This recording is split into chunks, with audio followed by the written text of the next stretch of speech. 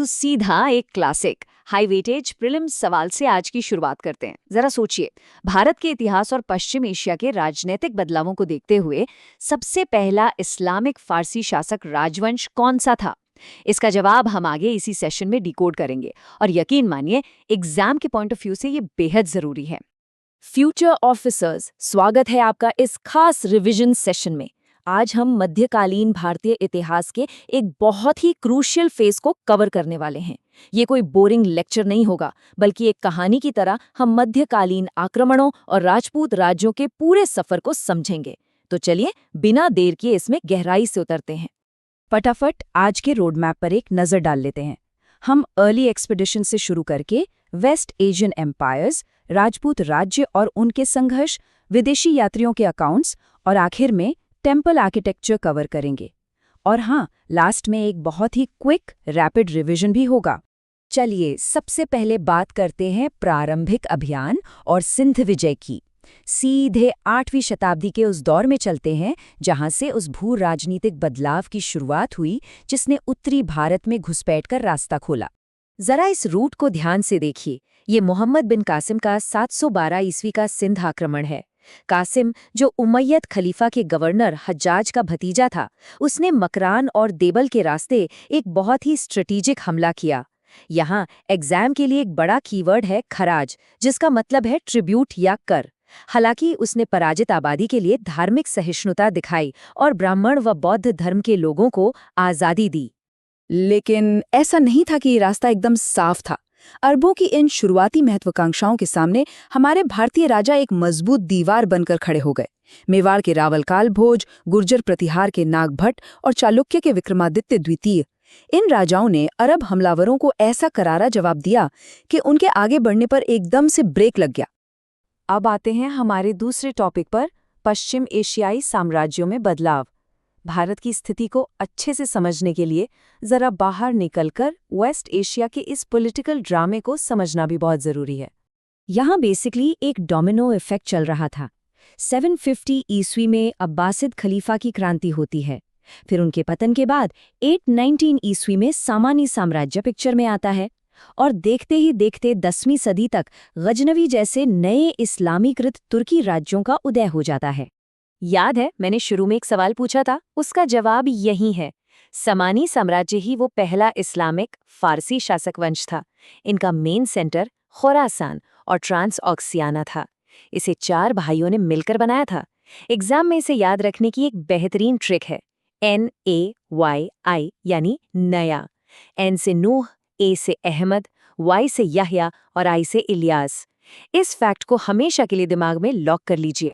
Okay, अब वापस लौटते हैं नॉर्थ इंडिया की तरफ। टॉपिक है राजपूत राज्य और त्रिपक्षीय संघर्ष। गुर्जर प्रतिहार साम्राज्य के टूटने के बाद जो एक बड़ा पावर वैक्यूम बना, उसी से नए राजपूत राज्यों का उदय हुआ। अब जो डेटा हम देख रहे हैं वो डायरेक्ट मैच द फॉलोइंग में पूछा जाता है। इसे एकदम रट लीजिए। प्रतिहारों का केंद्र बुंदेलखंड था और राजधानी कन्नौज।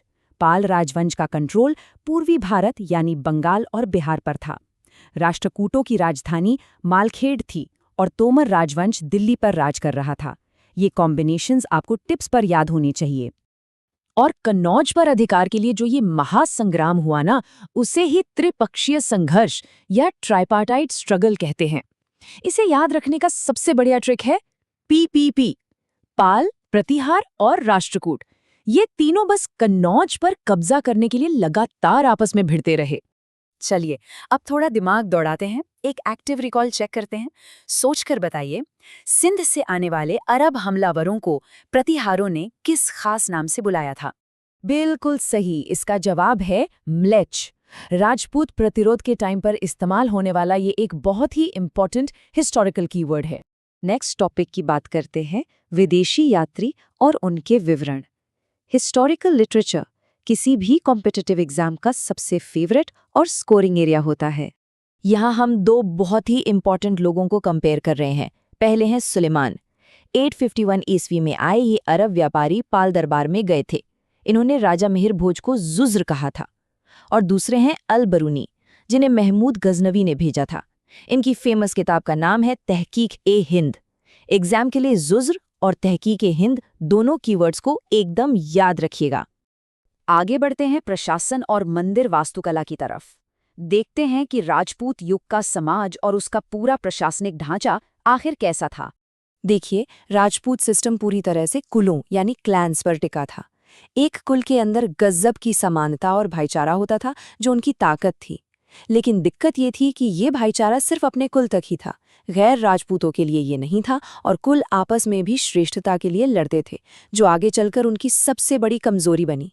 इसके अलावा सत्ता सामंतों और ब्राह्मणों के साथ भी शेयर की जाती थी, जिन्हें कॉपर प्लेट्स पर लिखकर जमीनें दान में दी जाती थीं।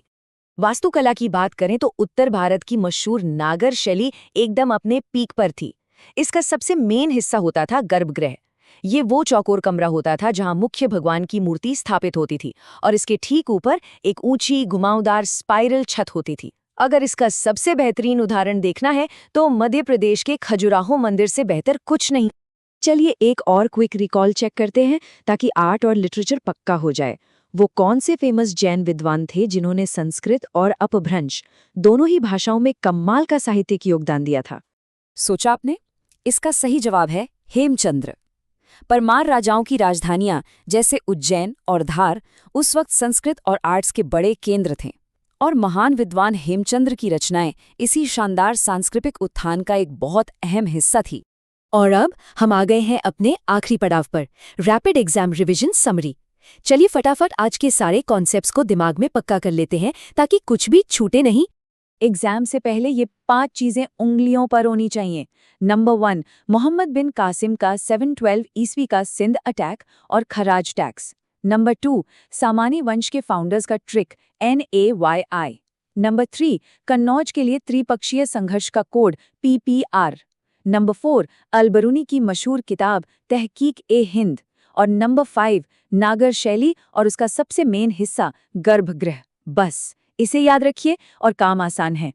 अगर हम इस पूरे दौर को देखें तो राजपूत, पाल और राष्ट्रकूट साम्राज्यों की ये लगातार बदलती और टकराती सीमाएं एक बात साफ कर देती हैं कि घुरिद साम्राज्य के आने से ठीक पहले भारत का पॉलिटिकल मैप कितना बटा हुआ और अस्थिर था। एक तरफ तो कला का गजब का विकास हो रहा था और दूसरी तरफ सीमाओं के लिए लगातार खूनी जंग चल रही थी।